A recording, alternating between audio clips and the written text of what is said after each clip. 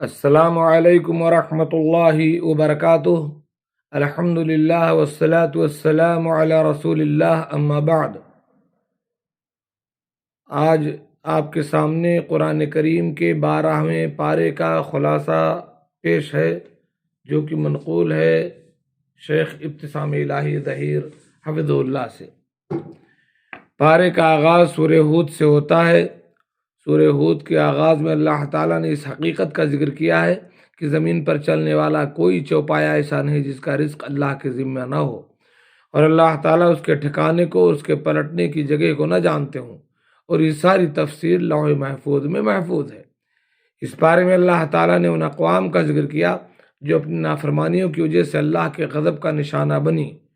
حضرت نوح کی قوم بتوں کی پوجا کرتی تھی۔ اللہ کے نبی نوح نے اپنی قوم کو شرک سے باز رہنے کی تلقین کی، مگر انہوں نے جناب نوح کا شدید مذاق اڑایا۔ اللہ تعالیٰ نے جناب نوح کی مدد فرمائی، آسمان اور زمین سے بارش اور سیلاب کی شکل میں پانی جاری کر دیا، جس کی زد میں جناب نوح علیہ السلام کے بیٹے اور نافرمان بیوی سمیت تمام کافر آ گئے۔ اس کے بعد اللہ تعالیٰ نے قوم عاد کا ذکر کیا کہ قوم عاد بھی قوم نوح کی طرح شرک کی بیماری میں مبتلا تھی۔ جناب ہود ان کو اللہ تعالیٰ کے توحید کی دعوت دیتے رہے، لیکن انہوں نے جناب ہود کی ایک نہ سنی۔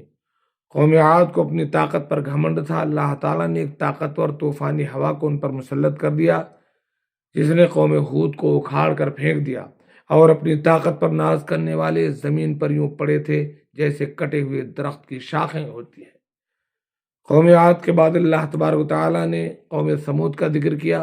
قوم سمود کے لوگ بھی اللہ کی توحید کو فراموش کر چکے تھے۔ قوم سمود کے لیے اللہ تعالیٰ نے اپنی ایک نشانی کو ظاہر فرما دیا۔ اللہ کے حکم سے بستی کی ایک بڑی پہاڑی پھٹی، جس سے ایک اونٹنی نکلی۔ اس اونٹنی نے باہر نکلتے ہی بچہ دیا، مگر بستی کے لوگوں نے اتنے بڑے معجزے کو دیکھ کر ایمان لانے کے بجائے اونٹنی کے پیروں کو کاٹ دیا۔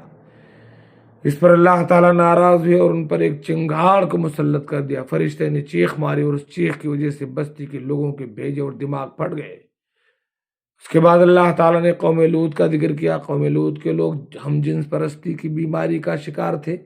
اللہ تعالیٰ نے قوم لوط کے پاس عذاب والے فرشتے بھیجے اور ان فرشتوں کو حکم دیا کہ وہ بدکاروں کی اس بستی میں عذاب کو مسلط کر دیں۔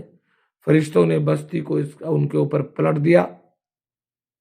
فرشتوں نے بستی کو اپنے پروں پر اٹھا کر زمین پر پھینک دیا اور پوری بستی کو پتھروں سے کچل دیا۔ اس کے بعد اللہ تعالیٰ نے قوم مدین کا ذکر کیا، جو کہ شرک کی برائی کے ساتھ ساتھ ناجائز منافع خوری کا شکار تھی۔ اللہ تعالیٰ نے ان پر اسی طرح کی چیخ کو مسلط کیا جس چیخ کے ساتھ قوم سمود تباہ ہوئی تھی۔ سورہ ہود کے بعد سورہ یوسف ہے۔ اس صورت میں اللہ تعالیٰ نے جناب یوسف کے واقعے کو بیان کیا ہے۔ جناب یوسف نے بچپن میں خواب دیکھا کہ 11 ستارے، سورج اور چاند ان کو سجدہ کر رہے ہیں۔ انہوں نے اپنے والد گرامی جناب یعقوب سے اپنا یہ خواب بیان کیا، تو حضرت یعقوب علیہ السلام نے فرمایا کہ اے بیٹے، آپ نے اپنا خواب اپنے بھائیوں کو بیان نہیں کرنا، اس لیے کہ وہ سننے کے بعد حسد کا شکار ہو جائیں گے۔ ادھر یہ معاملہ ہو رہا تھا، ادھر حضرت یوسف علیہ السلام کے سوتیلے بھائی آپس میں مشورہ کر رہے تھے کہ ہم جوان ہیں، لیکن بابا یعقوب جناب یوسف ہی سے پیار کرتے ہیں، کیوں نہ کسی بہانے یوسف کو بابا سے الگ کر دیا جائے تاکہ ہم ان کے منظور نظر بن سکیں۔ بھائی اکٹھے ہو کر کے حضرت یعقوب علیہ السلام کے پاس آئے اور کہا کہ آپ بھائی یوسف کو ہمارے ساتھ کیوں روانہ نہیں کرتے، وہ ہمارے ساتھ جنگل کی طرف جائیں، ہم ان کے ساتھ کھیلیں۔ حضرت یعقوب نے کہا کہ مجھے ڈر ہے کہ کہیں تم اپنے کاموں میں مصروف ہو جاؤ اور کوئی بھیڑیا اس کو نہ کھا جائے۔ بھائیوں نے کہا کہ بابا ہم جوان ہیں اور یہ کیسے ممکن ہے کہ ہمارے ہوتے ہوئے کوئی بھیڑیا بھائی یوسف کو کھا جائے۔ حضرت یعقوب علیہ السلام نے یقین دہانیوں پر جناب یوسف علیہ السلام کو اپنے بیٹوں کے ساتھ روانہ کر دیا۔ جناب یوسف کے بھائیوں نے یوسف کو ایک کنویں میں پھینک دیا اور رات کے وقت روتے ہوئے حضرت یعقوب کے پاس آ گئے کہ بھیڑیا یوسف کو کھا گیا۔ اس پر یعقوب علیہ السلام نے کہا کہ میں صبر کروں گا اور اللہ کو پتہ ہے کہ حقیقت کیا ہے۔ جناب یوسف علیہ السلام جس کنویں میں تھے وہاں سے قافلہ گزرا۔ انہوں نے پانی نکالنے کے لیے جب کنویں میں ڈول ڈالا، جناب یوسف کو کنویں سے باہر تو جناب یوسف کو دیکھا اور انہیں کنویں سے باہر نکالا۔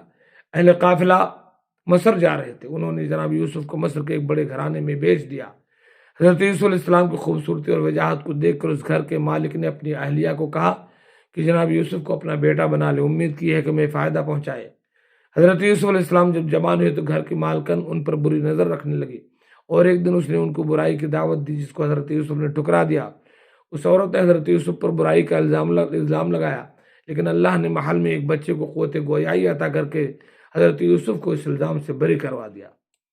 عزیز مصر کی بیوی فتنے کا شکار تھی، اس نے حضرت یوسف کو مصر کی دیگر عورتوں سے مل کر فتنے کا نشانہ بنانا چاہا، تو حضرت یوسف نے اللہ کی بارگاہ میں دعا مانگی کہ اللہ مجھے برائی سے بچا کر جیل میں پہنچا دے۔ اللہ نے جناب یوسف کی دعا قبول فرما دی، ان کو جیل میں پہنچا دیا گیا۔ جیل میں آپ کی ملاقات 2 قیدیوں سے ہوئی، ان 2 قیدیوں کو آپ نے توحید کی دعوت دی۔ دعوت توحید کے بعد ان دونوں قیدیوں نے اپنے خواب یوسف علیہ السلام کو بتلائے۔ ایک قیدی نے خواب دیکھا کہ وہ انگوروں کو نچوڑ رہا ہے، جبکہ دوسرے قیدی کو خواب آیا کہ اس کے سر پر روٹیاں ہیں جس سے پرندے کھانا کھا رہے ہیں۔ حضرت یوسف نے پہلے تو قیدیوں کو دعوت توحید دی، اور اس کے بعد حضرت یوسف نے فرمایا کہ ایک آدمی بادشاہ کا ساقی بنے گا جبکہ دوسرے کو پھانسی ہوگی۔ جس آدمی نے بادشاہ کا ساقی بننا تھا اس کو حضرت یوسف نے کہا کہ بادشاہ کو بتلانا کہ جیل میں ایک بے گناہ قیدی پڑا ہے، لیکن آزاد ہونے والا قیدی یہ بات بھول گیا، اور حضرت یوسف کئی برس تک جیل میں رہے۔ اسی اثنا میں بادشاہ وقت کو خواب آیا کہ 7 پتلی گائیں 7 موٹی گایوں کو کھا رہی ہیں، اور 7 سرسبز بالیاں ہیں اور 7 خشک بالیاں ہیں۔ اس پر بادشاہ کے ساقی کو جناب یوسف کی بات یاد آئی۔ اس نے کہا بادشاہ سلامت، جیل میں ایک بہت بڑا عالم فاضل قیدی ہے جو اس کی صحیح تعبیر بتلا سکتا ہے۔ حضرت یوسف سے جب تعبیر پوچھی گئی تو انہوں نے بتلایا کہ آنے والے 7 سال قحط سالی کے ہوں گے، اس کے بعد خشک سالی اور ہریالی ہوگی۔ جناب یوسف کی تعبیر سننے کے بعد بادشاہ نے کہا کہ انہیں جیل سے بلایا جائے۔ حضرت یوسف نے کہا کہ جب تک میری اعلانیہ بے گناہی ثابت نہیں ہوگی میں جیل سے باہر نہیں نکلوں گا۔ جناب یوسف کے مطالبے پر عزیز مصر کی بیوی نے برولہ جناب یوسف کو پاک دامن قرار دیا، جس کے بعد حضرت یوسف علیہ السلام جیل سے باہر آنے پر آمادہ ہو گئے۔ جناب یوسف کا باقی واقعہ 13ویں پارے میں بیان ہوگا۔ اللہ تعالیٰ سے دعا ہے کہ اللہ تبارک و تعالیٰ ہمیں قرآن مجید کو پڑھنے اور سمجھنے کی توفیق عطا فرمائے، آمین۔ السلام علیکم ورحمۃ اللہ۔